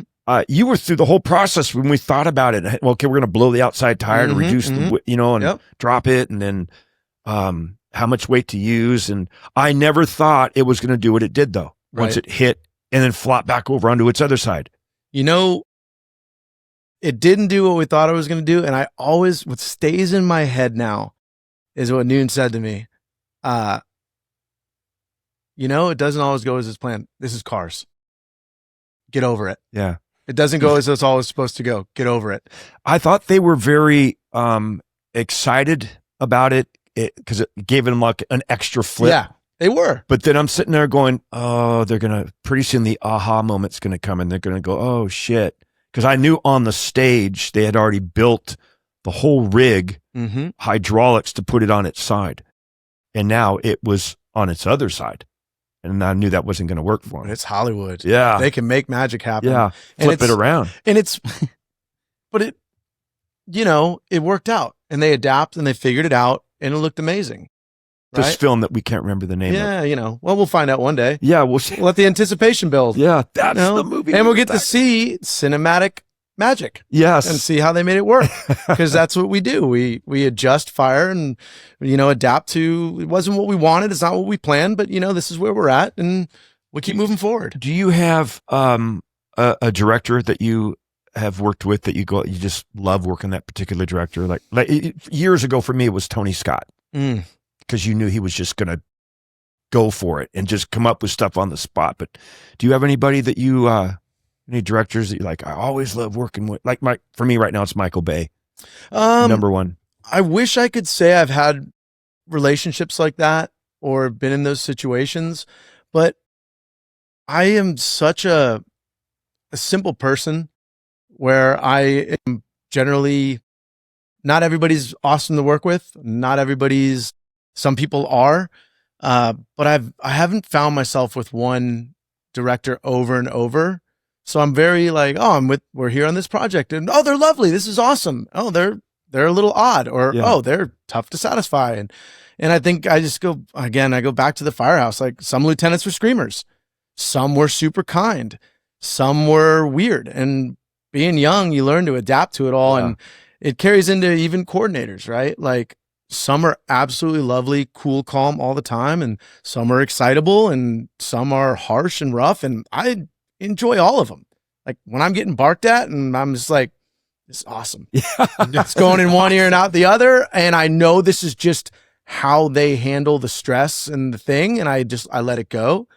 And then others are very I can't say enough about Heidi. She's so good at staying calm through everything and guiding her team and supporting a team. And to me, those are my favorite leaders. When I had a lieutenant that was like that with us, we'd follow him to hell and back into anything because we trusted them. They supported us. They were really about our growth and guiding us. You know, we're kids and they understood, well, you don't know what you don't know. And it's my job to take you and make you great. You got your flaws, but you have all these strengths and I can work with those strengths and I can work through those flaws. And so it carries into everything that we do now where I look at, you know, I was just in New Mexico working for Chris Brewster and we're there with a couple of young cats. And he told me, he's like, you're the older dude here. You're 43 and you've been doing it more and you kind of do everything and, you know, work with the younger guys. I look at all of them. They all had these amazing strengths, a couple little things that they need to work on. I say, cool. How do I tap into their greatness and guide them to be better than they are without making them feel like less than they need to feel. Right. And on set, I get very serious. I'm very focused. I'm quiet and I'll joke when it's time to joke. But most of the time I'm like straight face, 1,000-yard stare, just watching everything that's happening. And a couple of them come up to me like, do you like me? I'm like, what? They're like, do you like me? And I go, what are you talking about? And they're like, well, in set, you don't really say much. And you're kind of, you know, just stern. And I go, look, if I have an issue with you, I'm going to pull you aside because we're adults and that's what we do. And I'm going to talk to you in private. I said, outside of that, when we're at work and it's go time, I'm all business. And so don't take it any other way than I'm just in the zone, man. I don't have time to play. I'm watching everything that's happening. We're here to make sure Bruce shines. I'm here to back him up. I'm here to back you guys up. You know, one of them had to do a couple really cool falls. One of them had to do a couple things. And, you know, I got to slide a cop car and do some stuff. And so I was just always watching and I just go, yeah, it's our job to keep an eye and make the younger cats that are learning and you see all the potential. How can we cap that and make it launch to another level? You know, that's so beautiful. And you think if you had that, do that. If you had that when you were younger, you know, I listened to you on Duke's podcast recently and what you went through on Duke's when you were a younger guy and they didn't necessarily want you there. I dealt with the same thing in the firehouse. And I remember just being like, I want to be here so bad. And I want to do such a good job. And you guys just don't like me for no other reason than you don't want me here. And I couldn't understand it. And at the time it was brutal. You know, I was 19. I'm a kid. I don't know. And I can look back with understanding and grace for myself. But now I carry it forward and go, people don't know what they don't know. Everybody's living a different experience. Everyone's had different mentors and guides. Ultimately, we all want to do a good job. And how can I bring out the best in people and help them succeed? Not every time is it my moment to get to be in the spot and do the big gag as much as I'd want to. But if I can sit here and be like, man, I would love to do that. I know how he feels. How can I make him as successful as possible through this process and support him through it? And when it inherently doesn't go well for people, now how can I be that support system? Because I know what they are going through right now. I know how they are beating themselves up and they're going to beat themselves up more than they don't need to hear it from me. And when I see it, I'm just like, I want to be, and when the trash talking starts, because it inevitably does, I'm like, hey, hold on a second. They are phenomenal at what they do, and they're in that position for a reason, and it didn't go right. Everybody has a bad day. It sucks that it's in a car, but you're going to have a fight that may not go great. So maybe check yourself, because your day is coming. My day is coming. I'm going to be in that spot, and I can only hope that people meet it with grace, and they go, no, they're phenomenal at what they do. They just had a bad day.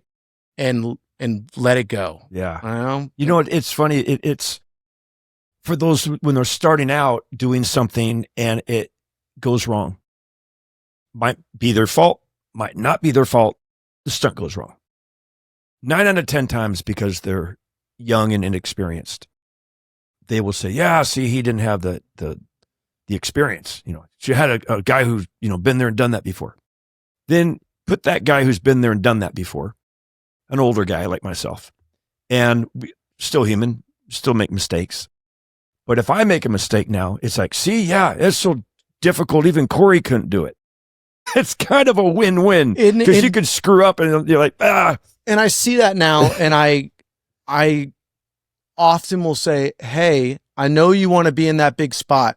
If this is where you want to get to, roll it back and get into some high pressure, less catastrophic spots and build to that. Yeah. Because when you build to that, when you're there and you're ready. And if it does go bad, people have the faith that, well, they're phenomenal. It just went bad. It's why my attitude towards training is so important. And I believe that I speak it, but also if you speak it, you got to live it. And I think in our modern era of social media, it's an easy way to self-market. I'm a big advocate in what you see is my true lifestyle. And this is my true day-to-day. And you're able to show like, man, that person trains hard. They get after it. They are living it. And when people see that, they want to support you into opportunities. And I go, it's great to see somebody who's coming up and is aggressive. They train hard. They work hard. I want to give them that opportunity. And I understand that it may not go perfect, but I believe in them. And I believe the only way they're going to keep growing is to get put into that spot and trust them with it. Yeah. And that, I don't know, as time goes, again, I watched some young cats do a car hit recently and I was good. I'm glad it's them. I don't want no part of that. I'm like, I sit back and I'm like, not today, not Eric.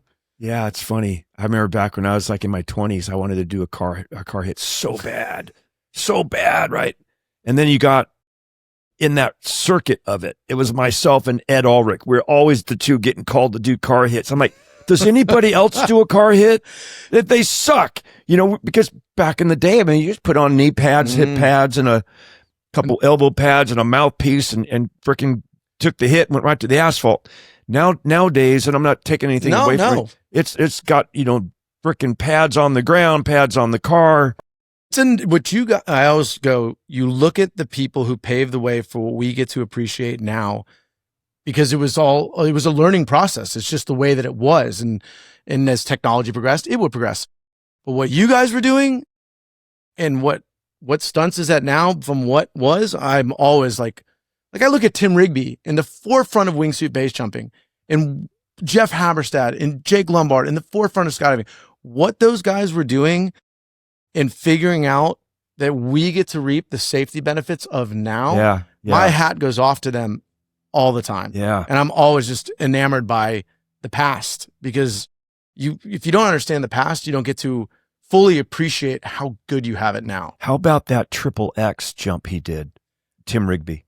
I knew of Tim years before I would ever meet him because of that. I was skydiving and I wanted to be in stunts, and I saw triple X and I saw the base jump, and I'm like, that's when I went, I'm going to base jump. I'm going to base jump.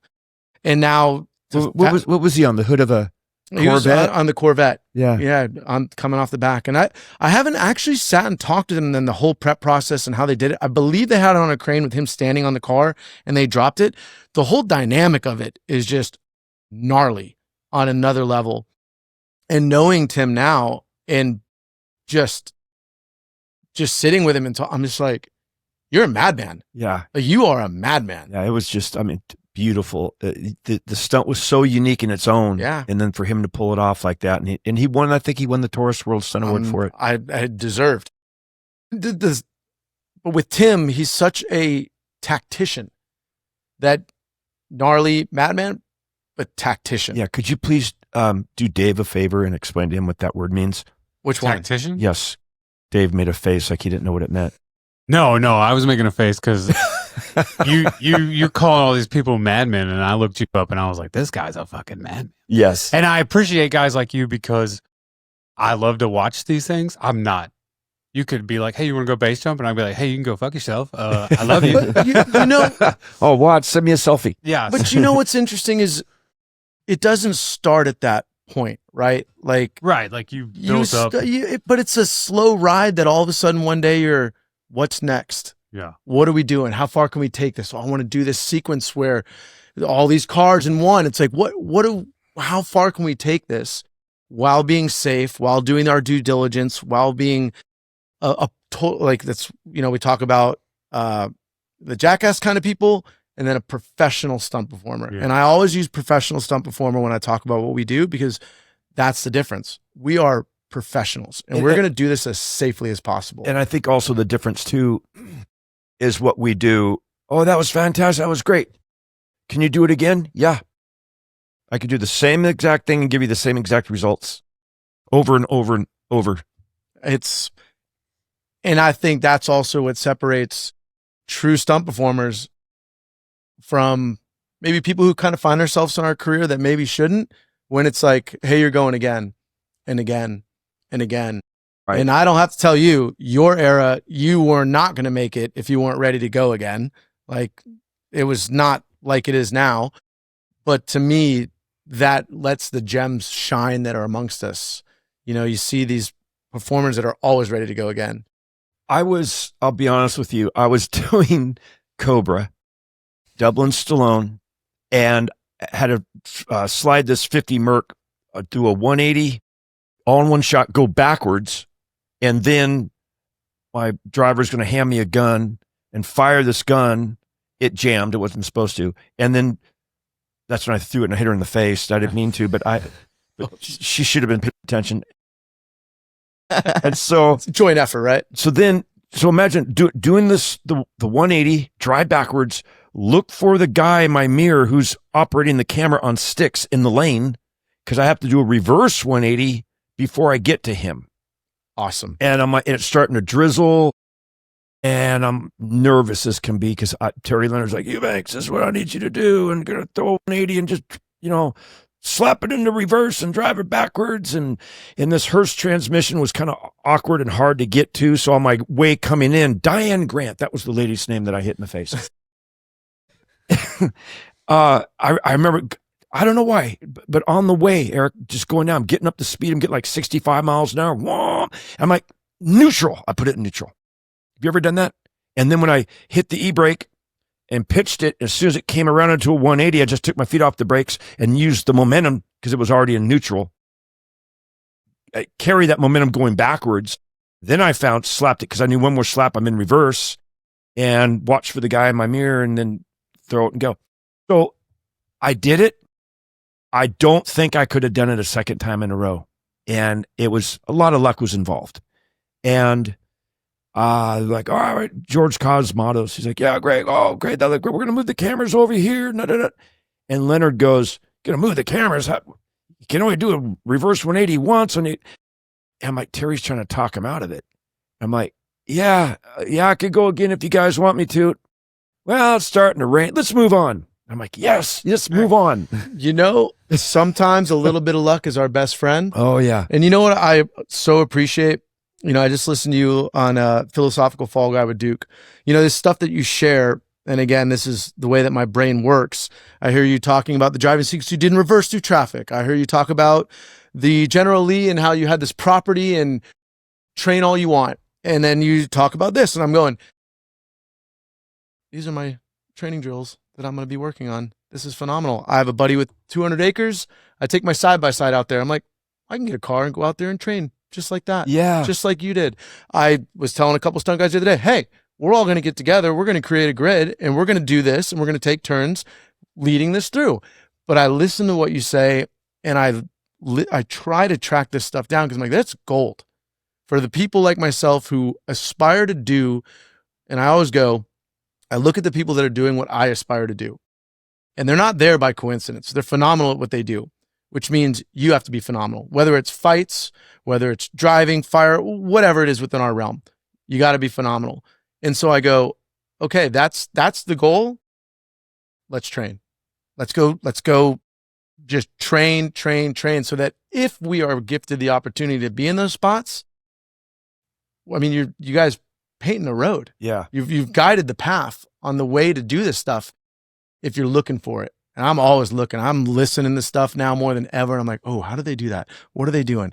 Everybody wants to stand amongst the greats, but they don't want to do what it takes to get to that level. And I look at everybody who is phenomenal and I go, cool. Like that's the standard. That's the level, right? And it's something to work towards. Here's a little thing I have pitched to a couple people about driving in because it combines two things, your skill and your timing.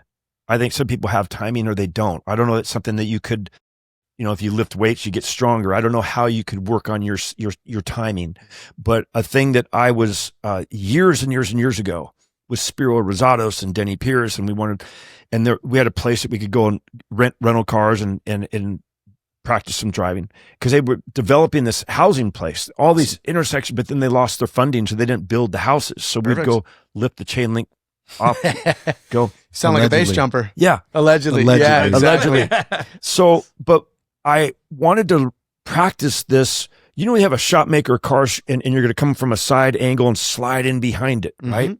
So we got these cardboard boxes and taped them all together and we took a rope and put it to the back of this one van. So it was like 2 car lengths behind it. So you're sitting there at the intersection watching it come. And I'm thinking, okay, that's the camera. Because if you hit it, it's just a bunch of cardboard boxes. Correct. It's phenomenal. So getting that timing to go like 60 yards, 50 or 60 yards to get to it. So you want to be right when it comes past, you just slide coming into the shot. Right? Love it. So we would rehearse with that. So I'm now working on Hawaii 5-0 for Jeff Cadiente. We're over in the islands and we're going to do that same shot. I'm like, yeah, I've done this before. I got this.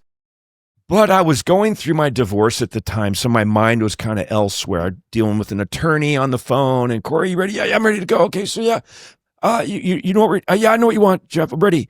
And action. So he comes and I'm like, yeah, just like the cardboard boxes, man. I come flying in there and right behind it, and yeah. He's like, that's great, Corey. We need to go again. The cameras are looking forward. So I did this slide behind the camera truck, which I thought that's where the camera was looking back. Would it look good?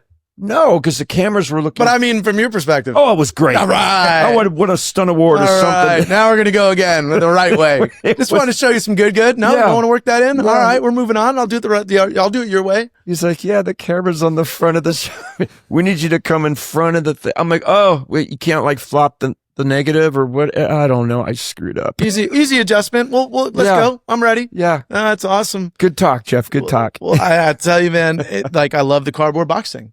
Yeah, that's a great tool. That's a fun drill. Yeah. That's a super fun drill. Because, if it's someone in a vehicle, just on you could hit them because you want to be close and make it look exciting, but it's a timing thing. Yeah. It's a great exercise. Dude, I'm all about it. Moving targets, No, it's fun. Yeah. And that stuff to me is, like you're saying, timing and all, to me, training the 90s, the 180s, reverse 180s, reverse 9, to me, those should be in the wheelhouse, right? Go do those 1,000 times. I got a parking lot. We call it the secret spot around Atlanta. I used to be out there 5 a.m. on the weekends because, I can go train 5 a.m. to 8 a.m. My day hasn't even started and I can go get my reps in. To me, it's now the timing. Everything's timing. And, I've been having fun going out with Duke. We're going out window to window, bumper to bumper, bumper to bumper. Let's just go drill these things that are simple, but they're not. Yeah. And they can mess you up because we can go, I don't need you to drill my fundamentals. Remember, we're together. Cool. We're doing 90s together. We're doing 180s together, like things, but let's go mess with this stuff and play with this stuff. And, as I dabble with kicking off a YouTube channel in the new year, which is my way that I see that I can incorporate doing 2026 different than I did 2025. I look at doing every year different than I did the year before, training wise, self-marketing wise, and just keeping it fun, right? And so I go, well, if I do a YouTube channel, I can now go from the training arena to sparring all the time by coming up with concepts and ideas that I want to go shoot. We're going to go shoot this, right? The other day we were shooting a drift video on my property. I got a single lane driveway on my 5 acres that's black asphalt and we're drifting and it's trees everywhere. And so consequences and we're having fun. I'm like, oh, this is great excuse. What else can we do? Oh, we're going to do a day where it's reverse driving competition and make no mistake. I guarantee you, if enough drivers come out, we could have 5, and I guarantee someone's going to wad it up. Yeah. Because it's, we're going to put a timer, and we're going to see who can reverse the driveway that wraps all around with trees everywhere. If you're not looking here, you're not looking. I mean, I've had to learn to back my trailers up to my shop down this thing, and I've taken mirrors off left and right. And my mindset was, well, these are my training partners. These trees are my training partners. At first, I was cussing and complaining. I got to cut trees down. And I went, no. I have to learn to drive backwards better. And now I can do it in the dark. And my whole idea is to play with this YouTube channel and go out and design stuff and shoot it. What's the name of your YouTube channel? It's going to be Rise and Rev. Rise. I'm launching it January 1st. No way. And you talk about cages. Wait, say the name one more time. Rise and Rev. Rise. So rise to meet the day and Rev. rev that engine.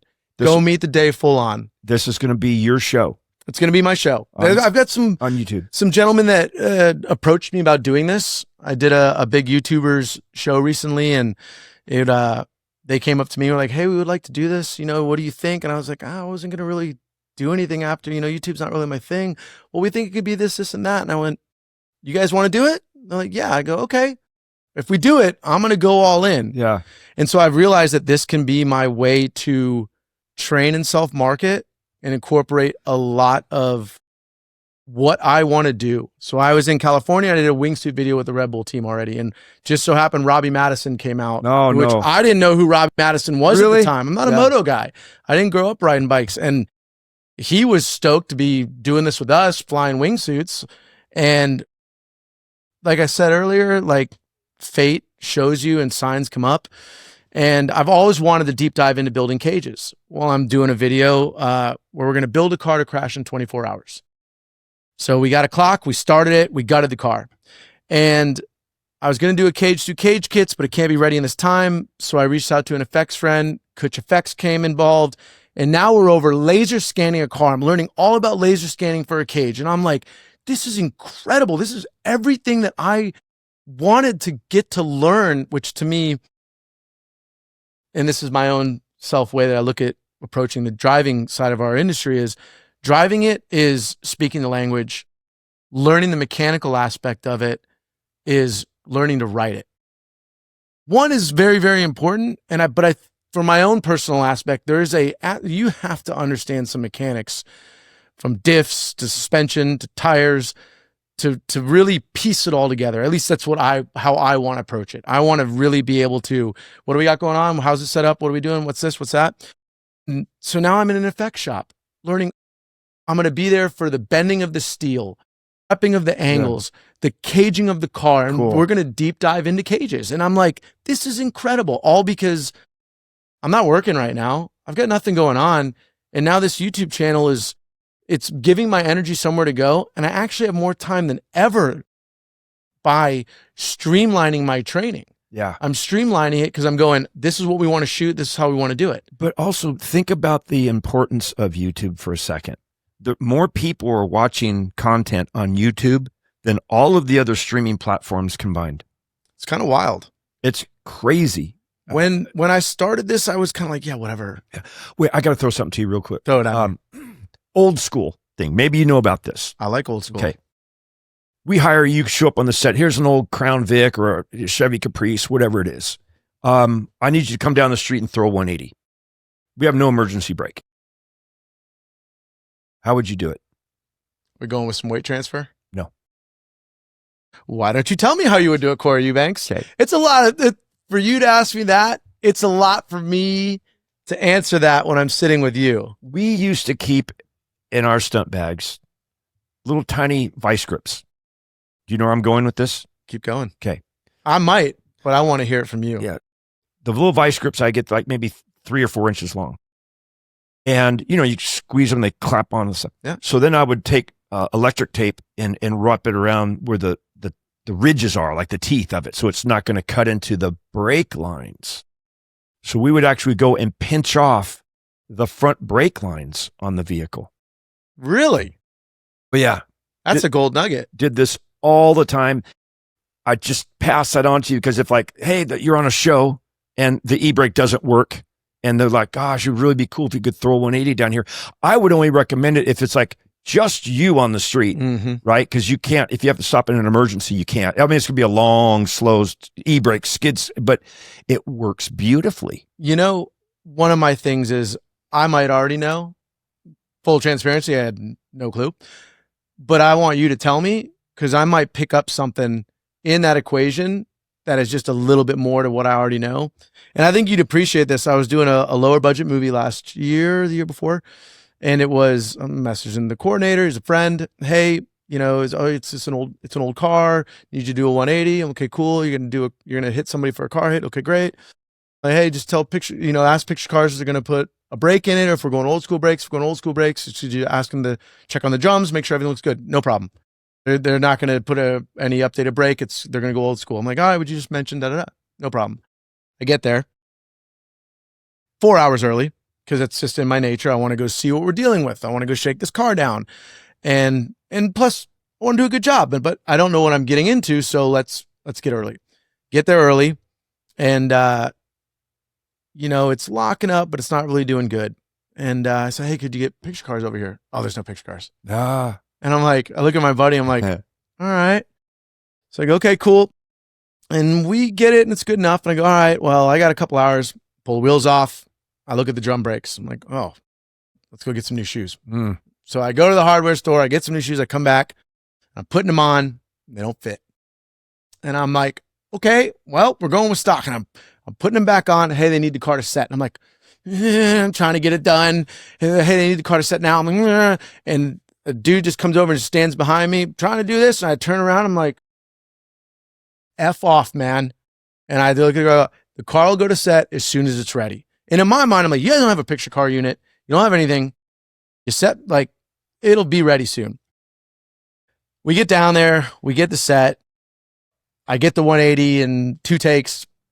And the foot brake is so brittle that it's tacoing over. So I'm having to press it just right to keep in line so that it doesn't go meh. Gosh. But it goes great. And we're done. And I'm sitting inside, we're shooting outside of a little bar. So I'm sitting inside with another stunt guy and coordinator comes in, Paul O'Connor. I'm like, hey, Paul, so were you just smiling every time I text you? I picture you the big smile. He goes, totally. I knew I hired the right guy and I knew you'd get it done. He goes, you did a great job. And I was like, I actually loved the entire experience. The challenge. I loved the challenge. Yeah. And I loved showing up with all my own tools, bringing everything. And then I said, well, I'm going to go return the drum brakes that I bought for you. And he texted me. Well, I was afterwards. I texted him. I go, hey, did you know I bought drum brakes for the car and tried to do a brake job? That's why I didn't get the car set. He goes, did you know that wasn't a Ford custom line, that they just slapped a logo on it? So the car that I bought drum brakes for were never even going to work on this thing. But it was one of those moments where I was, because you hear of the generation before us and what you guys would do and the knowledge that you needed to have and what, making sure that you would get the car to do what you needed to do. And so just that, I got there early. I felt like I did everything right. And I felt like you would be proud of that little story right there. So that's why I share it with you. Damn, that's awesome. I got the 180, made the trailer, car hit, made the trailer.